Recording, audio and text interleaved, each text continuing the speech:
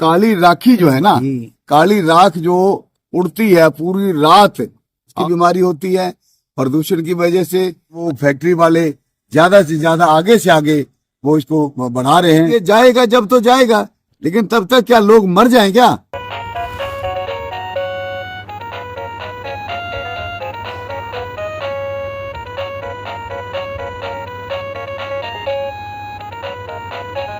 हनुमानगढ़ के अंदर प्रदूषण सबसे ज़्यादा होने का कारण औद्योगिक क्षेत्र के अंदर जो रखरखाव, जो नियम कानून कायदे की पालना होनी चाहिए वह नहीं हो रही है। इसीलिए हनुमानगढ़ अव्वल दर्जे पर प्रदूषण की श्रेणी में आ चुका है। प्रदूषण नियंत्रण कार्यालय हनुमानगढ़ में खोला गया, इसलिए खोला गया था कि कहीं न कहीं इस क्षेत्र के अंदर प्रदूषण पर लगाम लगेगी।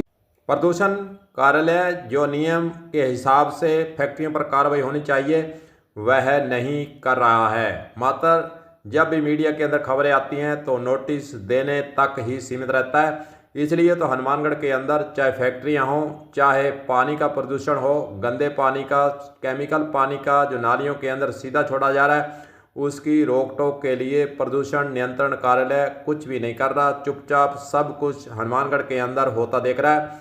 फैक्ट्रियों की बात करें तो औद्योगिक क्षेत्र के अंदर जो चावल की फैक्ट्रियां लगी हुई हैं या अन्य फैक्ट्री लगी हुई हैं वे धुआं छोड़ती हैं और राख भी घरों तक, दूर तक घरों में राख जो है आती है। इसलिए यहाँ के लोगों के द्वारा अब परेशानी बताई गई है। मीडिया के सामने आकर उन्होंने मांग की है कि इस प्रकार की फैक्ट्रियाँ जो सीधा धुआं और राखी फेंक रही हैं, प्रदूषण फैला रही हैं, उसको रोका जाए। हालांकि पूर्व कलेक्टर नथमल डिटेल के कार्यकाल के दौरान 21 फैक्ट्रियों को नोटिस दिया गया था। एसटीपी लगाने के लिए उनको कहा गया था, कुछ ने लगाई, लेकिन उसके बाद जैसे ही कलेक्टर का ट्रांसफ़र हुआ उसके बाद वह फाइलें जो है दब कर रह गई। इस प्रदूषण को लेकर नए प्रशासन को और नए प्रदूषण नियंत्रण कार्यालय जिसकी ड्यूटी है उसको कोई सरोकार है, जनता परेशान है। चलिए सुनते हैं वार्ड नंबर 2 और वार्ड नंबर 3 यहाँ के नई खुंजा के निवासियों का इस प्रदूषण को लेकर और जो फैक्ट्रियों से राख आ रही है, धुएं से बीमारियां फैल रही हैं, उसको लेकर क्या कहना है, चलिए सुनते हैं। समस्या ये है कि जी वार्ड नंबर 2 हनुमानगढ़ जंक्शन, हम लोग अमरस्थान धाम नई खुंजा डेरा परिसर में सारे श्रद्धालु, सारे समाज के लोग हम लोग यहाँ आए हुए हैं।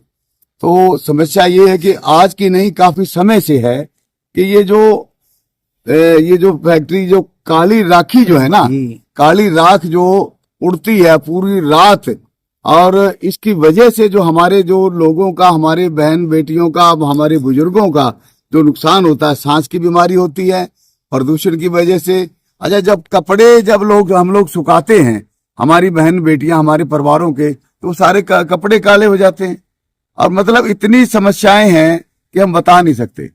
तो इस बात का देखो, हमें बड़ा ही इस बात का खेद है कि सरकार कुछ कर नहीं रही है और वो फैक्ट्री वाले ज्यादा से ज्यादा आगे से आगे वो इसको बढ़ा रहे हैं। तो हम ये चाहते हैं भी इसको बंद करवाया जाए। ये आपके चैनल के माध्यम से हम ये आपको ये बताना चाह रहे हैं। स्वास्थ्य समय तो देखो, सांस की बीमारी और ये स्वास्थ्य के फेफड़ों से लेकर के जो जोड़ों से लेकर के बीमारी क्या नहीं होती है जी। जब सांस ही नहीं आएगी आदमी को तो हर बीमारी होती है। पहले एप्लीकेशनें भी दी हैं, कलेक्टर साहब से भी मिले हुए हैं, काफी बार ये इसका हमने विरोध किया है, काफी बार हमने इसका ये आंदोलन किया है। मतलब बातें तो मतलब काफी संघर्ष तो लड़ा जा रहा है, लेकिन इसका कोई रिजल्ट नहीं आ रहा। शहरी क्षेत्र के अंदर है और ये भी हमें पता है, जब तक ये इंडस्ट्री एरिया बाहर नहीं जाएगा तो कम से कम पहले कोई तो उपाय तो होना चाहिए ना भाई। ये जाएगा जब तो जाएगा, लेकिन तब तक क्या लोग मर जाएं क्या? मेरा नाम रामदत्ता नेतला, रामधारी सांसी, डेरा सचिव, अमरस्थान धाम, नई खुंजा, हनुमानगढ़ जंक्शन।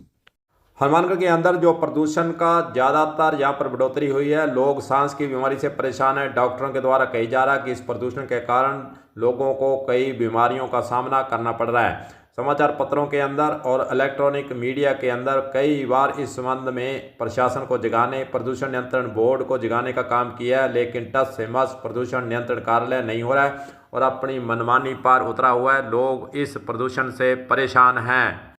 कलम न्यूज के लिए गुरदेव सिंह सैनी की हनुमानगढ़ से खास रिपोर्ट।